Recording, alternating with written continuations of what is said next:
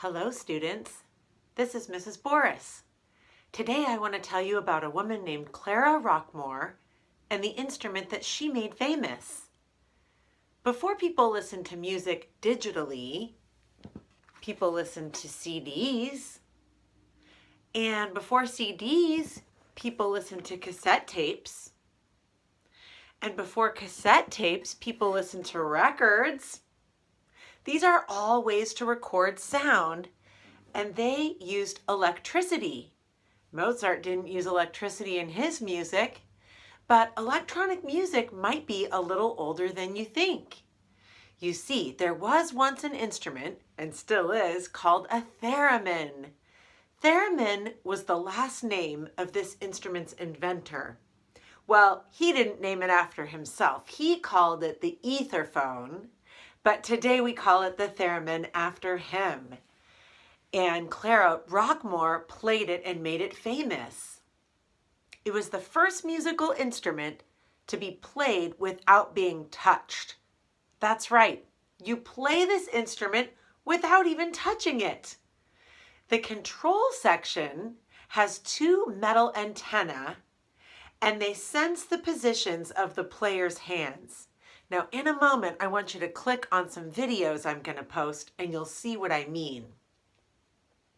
One hand controls the pitch, that means high or low, and the other hand controls the volume. Now, to play the theremin, the player moves his or her hands around the metal antennas, and your body is part of the instrument. The electric signals from the theremin are amplified to a loudspeaker. Now, all sound is produced when something vibrates.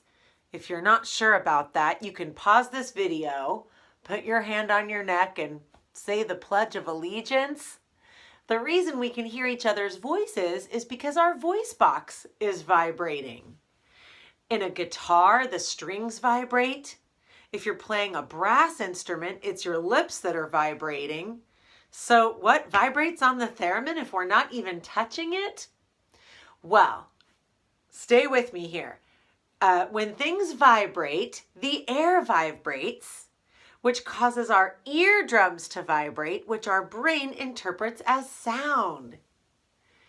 So with electric currents, it's a speaker that vibrates.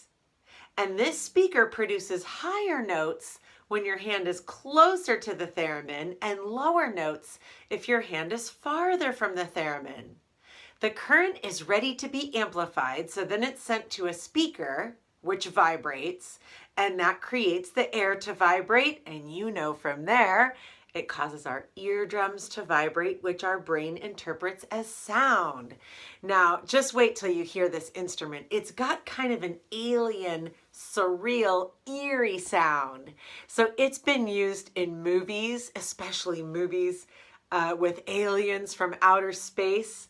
Now, this instrument's about 100 years old, so we might use different sounds today, but who knows? Someone could bring it back. Well, theremin, the inventor, also invented the first burglar alarm. Think about it. If he can produce sound without anything touching the device, well, that's another use for that, a burglar alarm. He also invented bugs. Now, I don't mean insects, I mean little microphones that were used for spying on people. Maybe your enemy.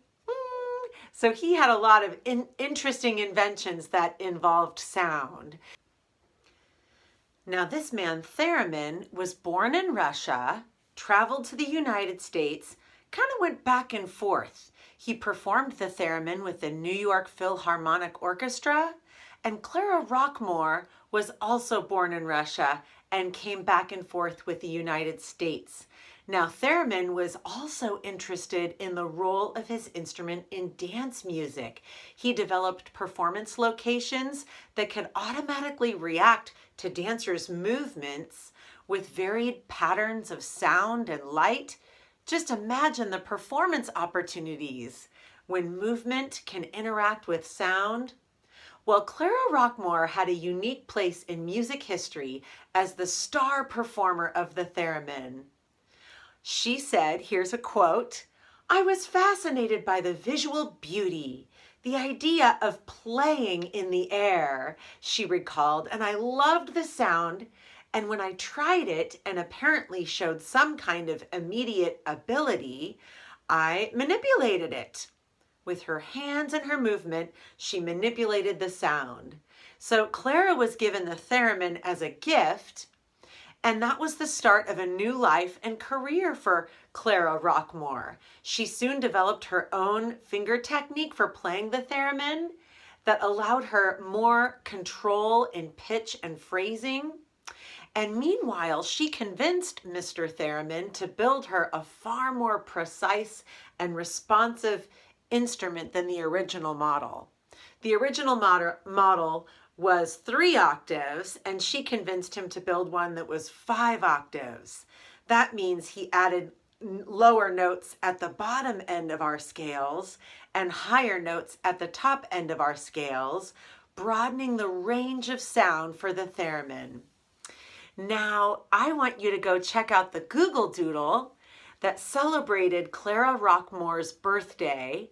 And if you click play and fool around with it, explore, there's also a wheel icon, and that will invite you to manipulate the key, the scale, the octave, and the waveform.